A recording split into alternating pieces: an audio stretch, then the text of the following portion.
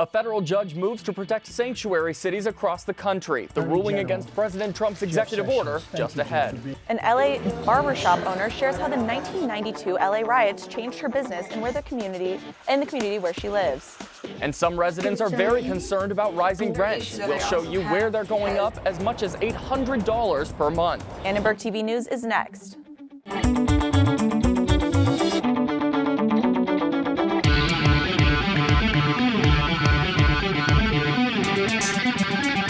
Live from USC, you're watching Annenberg TV News.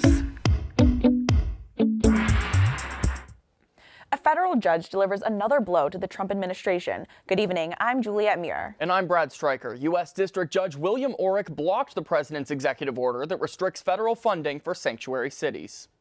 This order will be applied to two lawsuits brought by the city of San Francisco and Santa Clara County, each sued because the executive order targets communities protecting residents from deportation. Judge Orrick says the executive order could have jeopardized hundreds of millions of dollars in federal funding for both sanctuary cities. Just last week, the Justice Department informed the state could lose $18 million if it doesn't comply with immigration policies. A USC immigration attorney explains how the blocked order limits what the federal government can enforce. Local government, state or city cannot prevent a federal government from enforcing immigration laws, but does not have to cooperate, cannot be coerced into doing basically the federal government's work. A sanctuary city isn't necessarily breaking any federal laws. In a statement on the temporary block, Judge Orrick said, quote, "Federal funding that bears no meaningful relationship to immigration enforcement cannot be threatened merely because a jurisdiction chooses an immigration enforcement strategy of which the president disapproves." There are other lawsuits in Seattle and two Massachusetts cities against the Trump administration's executive order. San Francisco and Santa Clara are the first to have their case in front of a judge. It's been 25 years since the streets of Los Angeles were thrown into chaos during the LA riots. Tonight, people are reflecting on the shocking events. The LA riots erupted after the acquittal of 4 white police officers whose beating of Rodney King, an African-American man, was caught on tape. Some of the riots, looting, and arson occurred near USC's campus. A barber on Vermont says she was scared for her life when the riots broke out. Well, yes, we spent 2 weeks not eating or drinking because there was nothing to eat. No way to survive during that time. That left us feeling scared. We were frightened. Estela Cerne was 23 years old. It was like a war zone. There were explosive fires, a lot of police, a lot of soldiers in the army. They were there, so it really made me scared because we had never seen anything like this. And I was thinking, we were asking ourselves, what will happen? What will happen now? After the riot started, Estela said she had to quit her job at a barber shop here on the corner of Washington and Union. She said she didn't feel safe going to work and she didn't feel safe going home. She was forced to sell things on the streets of Los Angeles and was out of work for months. But now she cuts hair at the Trojan barbershop near campus. The whole area is now really nice, really calm. It's changed a lot. A USC professor reported the riots live for ABC News. Is less than 10 miles from South Central. The two communities have been... I can't believe it's been 25 years. I remember driving through the city when it was burning. I remember palm trees lit up like tiki torches. It was Dodge City at its worst. It was scary. She says it brought racial tensions to the forefront. The failure of the media to be reporting on communities other than places where crime happened. And that's how this area around USC and south of here was reported on. Someone else who was there at that time was DPS Chief John Thomas. He spent 21 years with LAPD before coming to USC. Thomas was working as a police officer during the LA riots, and he's here with us now to share some of his memories. Well, thank you for being with us here tonight. I was hoping we could start by, if you could tell me a little bit about what exactly it was like to be in law enforcement during such tumultuous times. Specifically, the riots themselves, or civil unrest, it was surreal. I had been on the police department for probably about 7 years at that time. I grew up in South LA. So it was very surreal for me from the standpoint of one, being a former resident of South LA, to now being in a position where I was supposed to be protecting the city and upholding the laws when there was total chaos and anarchy everywhere you looked. Just an overload of your senses because there was crime and lawlessness going on everywhere you looked. So as an officer, what could you do? Well, as an officer, I know it must have been a really difficult atmosphere to be in, but what can you tell us about what it was like not only to be an LA resident, but yeah, trying to enforce law in a time that it was almost lawless? Yeah, at the time I was on the department, I was working undercover narcotics at the time. So the first night of the riots, myself and some other officers went out undercover as scouts, basically to provide situational assessments of what was going on. And probably the next day, because our situation assessments were pretty much the same, they said, okay, it's time for you guys to come and get in uniform and help us out. And the situation assessments went something like this. You'd see a group of people standing in front of a building, a brick would go in, a bunch of people would rush in, loot everything out, and the next thing you know, it was torched and burned up. And that went on just throughout the city.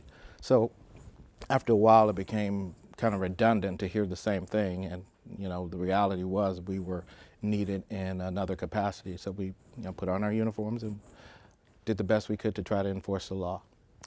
How would you say that the riots affected the community, and have you seen any change from then until now, especially in the USC community? Yeah, I grew up in this community, and that was part of the sadness of being in the riots at that time. Was I watched a lot of businesses that my parents and my grandparents had patronized throughout the years burned down to the ground. So these were business owners that we knew and we patronized, and they had nothing to do with the verdict, and they lost their livelihoods. So looking at today, it's a totally different community. First and foremost, the city is much safer. At that time, we were dealing with the scourge of crack cocaine and gang activity, and all those things were pretty prevalent at the time. And those are, thank God, things that we don't have as much of in this area as we did back then, 25 years ago. Wow. Okay, well, thank you so much. Thanks for being with us tonight. We really appreciate what you have to say, especially on the 25th anniversary. Back to you at the desk, Brad. There will be an unarmed intercontinental ballistic missile launched from the Vandenberg Air Force near Lompoc tomorrow. The launch is sparking backlash from the Nuclear Age Peace Foundation. There are a number of reasons why we oppose the launch. There are some that are very pertinent to the situation that we find ourselves in today with North Korea, and there are other longer-term, bigger picture issues as well. We need to de-escalate. We need to invest in diplomacy. The missile launch will be the second this year as part of the Minuteman III missile test mission. The Air Force says these launches are vital for national security. Some Los Angeles residents are scared they won't be able to pay for their rent after receiving price hikes in their bills. Coming up, we'll show you what they're trying to achieve. And an American pastime is gaining popularity in Greece. We'll take you there to find out why, next.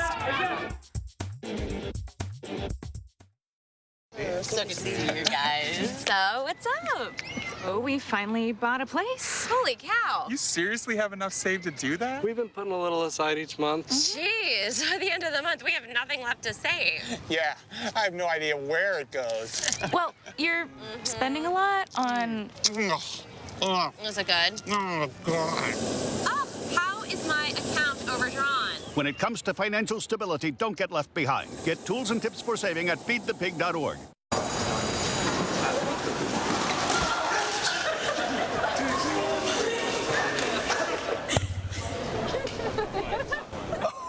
That's low. That's low. Look, he's blushing.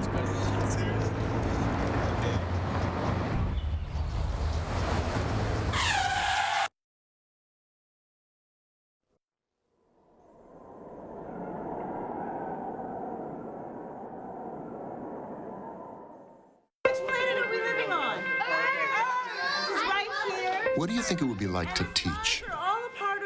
Chances are, you have no idea. Teachers today are breaking down obstacles, finding innovative ways to instill old lessons, proving that greatness can be found in everyday places, and that you don't need to be famous to be unforgettable. That's what it's like to teach.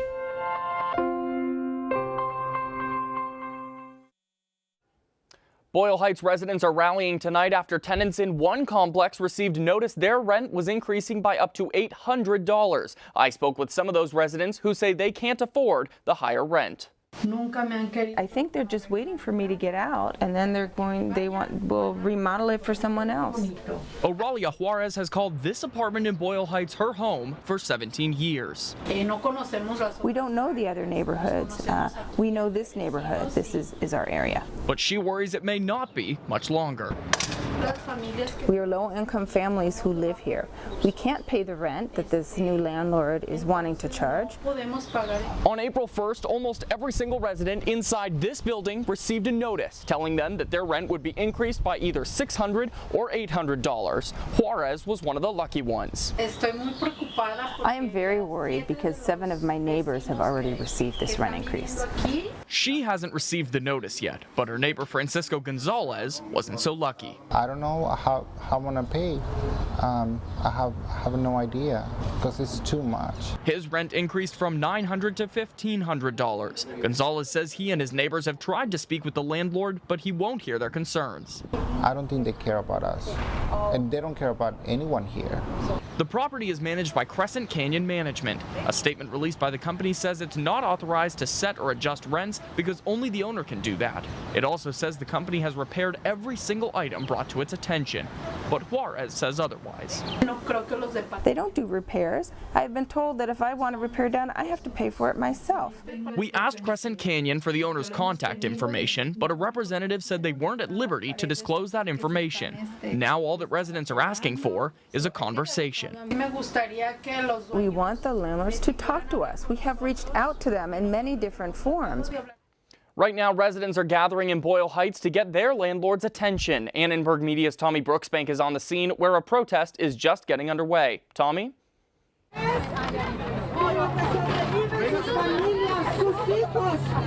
That's right, Brad. Residents are gathering along the street here and behind me, trying to bring attention to the recent rent hikes happening in their building. Now, they've been trying to flag down cars' attention, and a lot of the cars have actually honked in support, just showing how widespread the community's reaction is to these rent hikes. You can actually see that building where this is all happening behind me. It's that gray one right behind there.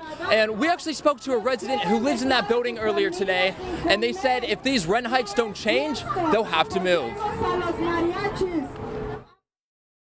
Mariachis, para que no sean desplazados, para que ellos sigan teniendo trabajo. Esta plaza es la fuente de su trabajo de ellos. Now, the Los Angeles Tenant Union is sponsoring this protest, and they say this is just the latest example of gentrification taking over low-income communities around downtown Los Angeles. Now, this protest is going to continue into the night. Things are just getting underway here, and they'll keep going until they get these demands and are able to talk with the tenants and the owner of the building. But for now, I'm Tommy Brooksbank. Back to you at the desk. All right, thank you, Tommy. And I know that it was a little bit windy today. Hopefully you were doing all right in the wind out there. Yeah, I was doing okay, but I'm wondering how long this weather is going to last. Amon, what can you tell us?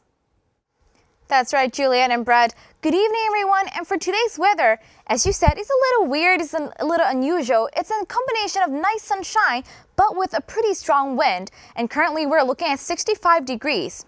Now, as for tomorrow, Palm Springs, we're looking at rather high degrees, 84 degrees, compared to a lower 80s in other areas. And next up, we have Malibu at 64 degrees, a little lower than the 70s and the mid 80s in Simi Valley and Thousand Oaks. Now finally, it will be 67 degrees at LAX and 77 degrees at USC. We'll be expecting some similar windy condition like today's. Now coming up, your 5-day forecast. The rest of the week is going to be mostly sunny, though it might be a little windy on Thursday. As we have said that, the windy condition might go on for a day or two longer. And we'll have temperature highs in around mid-80s and low around 60 degrees. Now I have to say that again because today's weather is pretty unusual in Southern California. SoCal is so cool. It's very windy, almost like a coastal weather. So if you walk around the street, you will see a flying flag, some dancing trees, and also some bikes on the ground. We're experiencing some gusts up to 45 miles per hour. The strong wind can make driving and biking dangerous, so be safe when you're on the road. Now, some more wind advisories might be on the way from tomorrow to Friday. So guys, embrace the wind. That's all I have for weather. Yeah, well, I mean, a little scary. Hopefully you're not biking and all of a sudden a gust of wind comes. I almost fell this morning, so lucky. All right, sounds good. Well, thank you so much, Almond. Greece is home to about 11 million people, and among them is a growing community of people from Cuba. Our international news reporter Barbara Estrada has more on how they're integrating. Barbara, what can you tell us? Thanks, Juliet. I spent 2 weeks in Greece and discovered there is a small, thriving Cuban population. Some of them are playing baseball to make them feel at home. In this makeshift soccer field in Theseos, Greece, children come together to play America's favorite pastime. It's different. It's not football, it's not basket, it's something else. But there's a sport that's becoming popular with the help of people from the Caribbean island. As Cubans, we have the hands for baseball. For baseball, we are the best. In the foothills of the Acropolis, as you can see behind me in this precise neighborhood called Theseos, a baseball team was born. Andres Lopez Gonzalez, the coach and the owner of the baseball team, brought together 18 people to play baseball on one field, bringing together Cuba and Greece. They knew nothing about baseball. They've never seen baseball on TV. They've never seen anything. I started with my son, which at the time he was 4. I started with the team.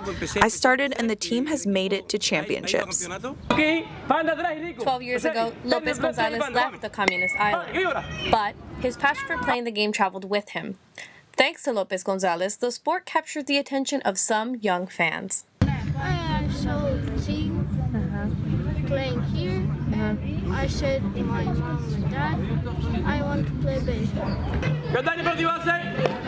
These Cubans are bringing their culture to Greece, making an impact in local communities. These kids are really talented, really talented.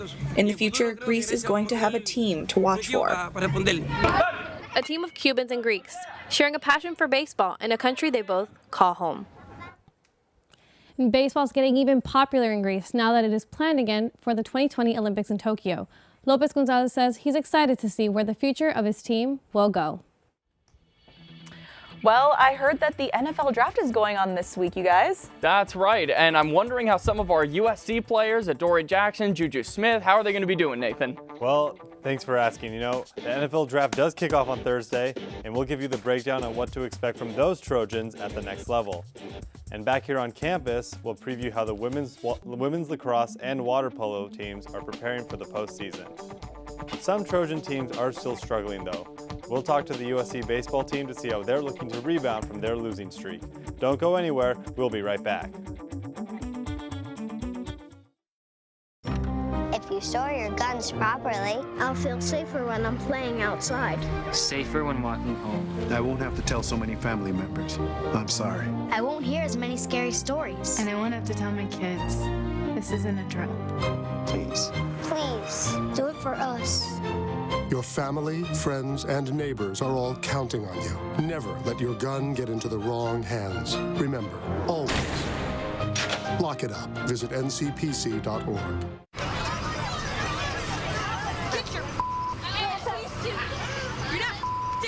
Yes, I am.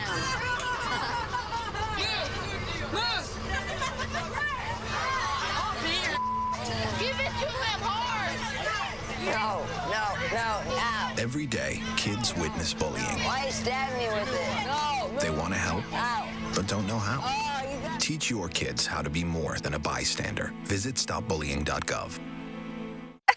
To Maddie, congrats on paying off all those student loans. Finally, right? How'd you manage that anyway? I started tracking my spending, changed a couple of habits. Wow, I'm kind of living paycheck to paycheck right now. I don't even know how I'm doing it. Well, have you tried saving a little? I want to, but where's that money gonna come from? Bill collectors, they're the worst. Am I right? When it comes to financial stability, don't get left behind. Not home. Get tools and tips for saving at feedthepig.org. Welcome back to ATVN. Summer is right around the corner, and USC baseball is looking to heat up. The Trojans have lost 4 in a row and now head to Corvallis to face the top-ranked Oregon State Beavers. the Trojans now have a losing record, but know they have what it takes to pull off the upset.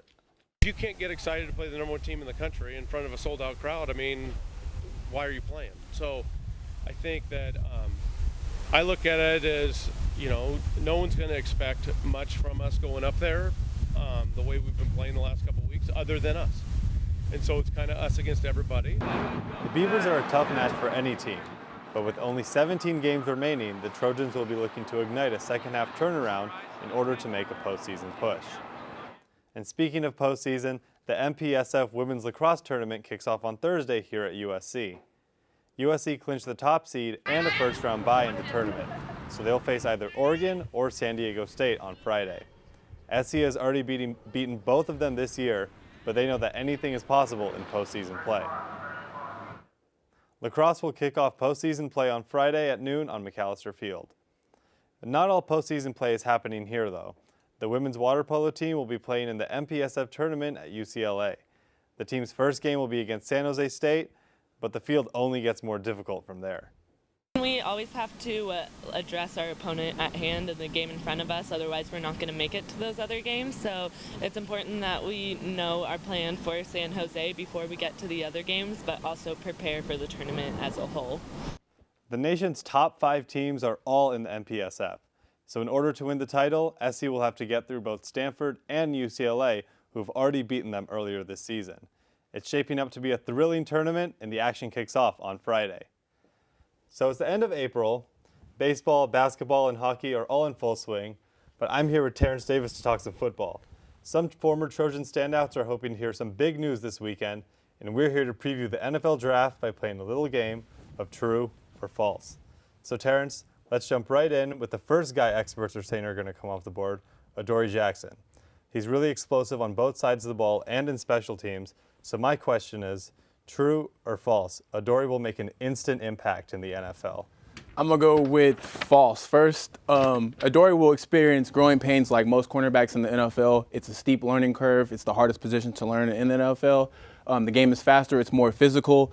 Adoree is small for his position, so we have to adjust to that. He also needs to work on his footwork and technique. He will be an instant impact in the return and wide receiver, but he really needs to work on his coverage skills. So it's an adjustment for him in that right. All right, so after Adoree, a lot of experts are saying the next USC guy who's going to be taken is Juju Smith-Schuster. So he had a phenomenal sophomore year in 2015. People were saying that he could be a future first-round pick, but now a lot of mock drafts say he's going to go in maybe the third. So my question for you now is, true or false, Juju Smith-Schuster is being underrated? So I'm going to go with true on that one. He's being significantly undervalued. Now, he won't ever wow you with his 40 time, but he's a gamer and he plays big. He has an NFL physique. He's NFL ready, strong hands, and he approaches the game as a competitive edge. He approaches the game. He's not afraid from contact. He's not afraid to get in there and mix it up with the DBs. So I really like Smith-Schuster. I think he's really being undersold in this draft, but he's a great player and he has a lot of upside. All right, so this last one's a bit of a fun one. We're looking a bit at the pro side. LA now has 2 NFL teams. So this last question is true or false?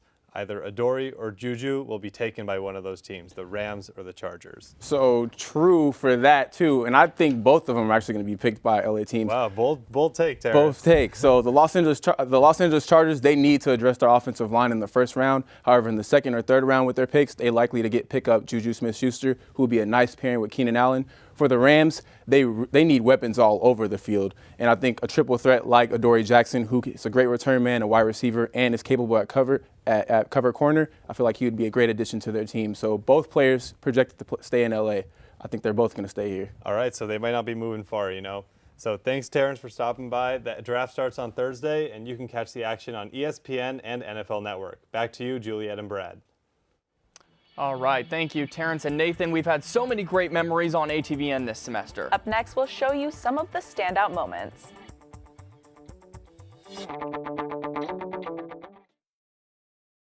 Listen to me. I am captain of the track team. And if I'm late, she doesn't really think she's going to get out of here, does she? Be nice. She's new. Hello, is anyone there? Wow. Even from our standards, you look awful. Oh, sweetie, what happened? Me? My friend Becky got to talk to this super cute boy, and I tried to act like I wasn't jealous, but I so totally was. And then out of nowhere, this concrete barrier just popped up. Maybe it was a semi. It You mean you were driving? Yeah. I mean, I know the whole eyes on the road thing, but this was a super important text. Maybe you have to know, Becky. Texting? Great. But it was only like 5 seconds, and I'm a really, really fast texter, so it wasn't even a big deal. Actually, has she texted me back yet?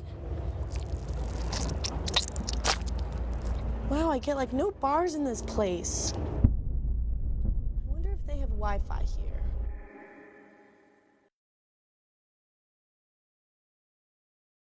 So, I got this new family, and I don't know what it is about this one, but she can't seem to put down that toy all day long. Tap, tap, tap, tap. Oh, and she even talks to it. She talks to that more than she talks to him. What's up, bro? Nice shirt. Who's she talking to? Her mom? She talks to her mom a lot. This semester, our reporters have covered stories from all over the globe. Here are some of our favorite moments. From Dodger Stadium, I'm Aaron Glazer. Live in Hollywood, Lauren Day. Live in San Bernardino, I'm Jake Ingracia. Live here from the Staples Center, I'm Terrence Davis. In Paris, for Annenberg Media, I'm Ryan Thompson. You can see the players warming up here behind me. A big night of volleyball here from the Galen Center. Folks are still trickling in here to the Hoover Recreational Center to cast their ballots for the election today. Here in London, obviously away from the Parliament area, no one is allowed in or near that area. It's been a very somber day here at North Park Elementary School in San Bernardino. Of the nearly 200,000 people that were evacuated from Orrville and the surrounding towns, children, and many of them are still in the shelters, not ready to go home just yet. Brown worked with Jean for 3 years in a neuroscience lab on campus before police say he stabbed him to death.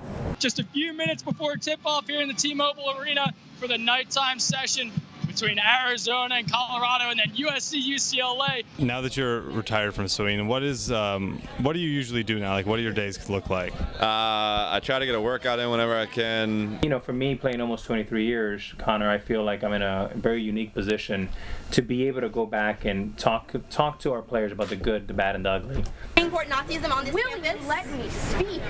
You have no respect, ma'am. SNAP's headquarters are actually all around me, but you'd never be able to guess because none of these buildings are marked with a company name or even a logo. Live in the McCarthy Quad, we're behind me, the stage is being set up, and in less than 48 hours, Springfest will be underway. Live from the Annenberg Media Center. See it live starts right now. Thanks for watching Annenberg TV News. From everyone at Annenberg Media, I'm Juliette Muir. And I'm Brad Stryker. You can watch us on the web at uscannenbergmedia.com. Good night. Good night.